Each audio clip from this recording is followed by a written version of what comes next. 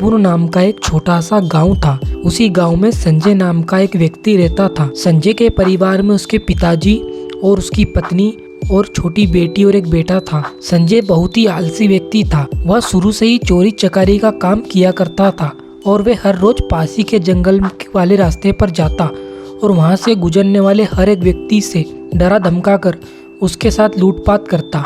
और संजय को जो लूटपाट करने से पैसे मिलते थे उससे वह अपने परिवार के लिए नए नए तोहफे खरीदता। फिर एक दिन संजय हर रोज की तरह चोरी करने के इरादे से जंगल वाले रास्ते पर गया। तभी उसने देखा कि वहां दूर से एक बूढ़ा आदमी आ रहा है और उसने सोचा कि अवश्य इस बूढ़े आदमी के पास बहुत ज़्यादा पैसे होंगे और इसके पास पैसों से भरा हुआ एक बैग भी है। और यही सोचकर संजय ने उस बूढ़े आदमी को चाकू दिखाकर उससे सारे पैसे लूट लिए।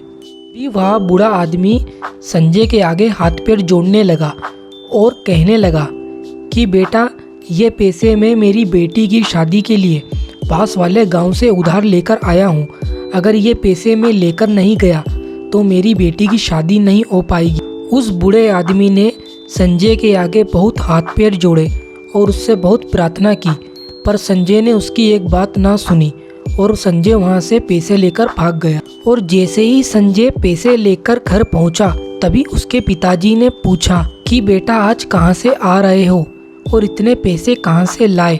पिताजी की पूरी बात सुनने के बाद तभी संजय कहने लगा कि पिताजी, आज मैंने एक बूढ़े आदमी को लूटा है और वह पैसे अपनी बेटी की शादी के लिए लेकर जा रहा था और वह पैसे मैंने लूट लिए। संजय की पूरी बात सुनने के बाद उसके पिताजी कहने लगे, बेटा, तुमने यह बहुत ही गलत किया, तुम्हें पाप लगेगा और बेटा, तुम्हें अब ये चोरी चकारी बंद कर देना चाहिए और मेहनत से काम करना चाहिए और काहे को पाप के भागीदार बन रहे हो। पिताजी की पूरी बात सुनने के बाद संजय कहने लगा, पिताजी, यह सब बातें आपको शोभा नहीं देती है।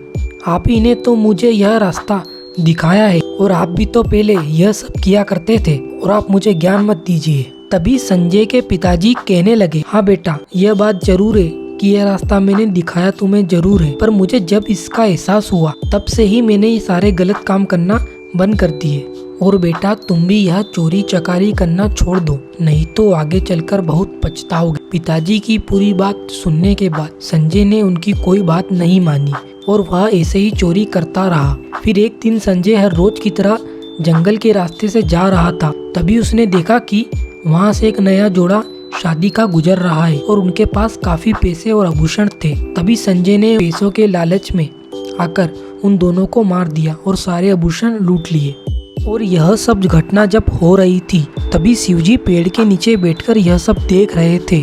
तभी शिवजी संजय के पास आए और कहने लगे कि तुम्हें इतना मूल्यवान जीवन मिला है और तुम्हें ऐसे ही घोर पाप करके इसे क्यों बर्बाद कर रहे हो और तुम एक ईमानदार भरा जीवन क्यों नहीं जीते। शिवजी की पूरी बात सुनने के बाद संजय कहने लगा कि प्रभु, ये सब मैं अपने लिए थोड़ी ना करता हूँ, ये सब तो मैं पूरे परिवार के लिए करता हूँ। संजय की पूरी बात सुनने के बाद शिवजी कहने लगे कि पुत्र, हो सकता है यह सब तुम्हारा भ्रम हो और इस बात को स्पष्ट करने के लिए तुम्हें एक बार अवश्य अपने परिवार वालों से पूछ लेना चाहिए, क्या वह तुम्हारे पाप का भागीदार बनेंगे। शिवजी की पूरी बात सुनने के बाद संजय कहने लगा कि प्रभु, ये हो ही नहीं सकता कि मेरे परिवार वाले मेरे पापों में भागीदार ना बने। फिर भी आप कहते हैं तो मैं उनसे जाकर एक बार पूछ लेता हूँ। फिर संजय अपने घर यह बात पूछने के लिए चला गया और घर पहुंचकर उसने सभी घर वालों से कहा कि आज तक जो भी कुछ मैंने किया है यह सब आप लोगों के लिए तो किया है, क्या आप लोग मेरे पापों में भागीदार बनेंगे। तभी उसके पिताजी कहने लगे, बेटा, मेरे तो पहले से ही इतने पाप है जिनका प्रायश्चित मैं अभी तक नहीं कर पाया हूँ, फिर भला मैं कैसे तुम्हारे पाप का भागीदार बन सकता हूँ।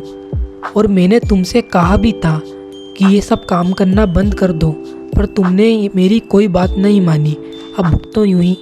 फिर संजय की पत्नी और उसके बच्चों ने भी उसके पापों में उसका भागीदार बनने के लिए मना कर दिया और कहने लगे कि आज तक जो कुछ भी आपने किया है वह सब आपने अपने स्वार्थ के लिए किया है, इसमें हमारा तो कोई दोष नहीं। परिवार वालों की बात सुनने के बाद संजय की आंखों में आंसू आ गए और उसे अपनी गलती का एहसास हुआ।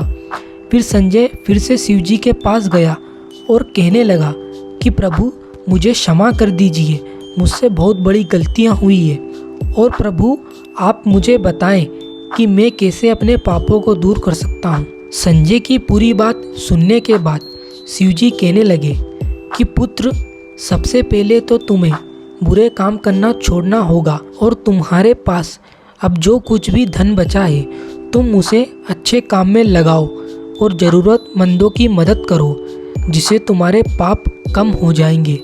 फिर अगले ही दिन से संजय बुरे काम करना बंद कर दिए और वह अच्छाई के रास्ते पर चलने लगा। तो इस कहानी के माध्यम से आज हमने क्या सीखा? आज हमने सीखा कि बुरे काम का नतीजा हर समय बुरा ही होता है, इसलिए आपको अच्छे कर्म करना चाहिए और सच्चाई के रास्ते पर चलना चाहिए।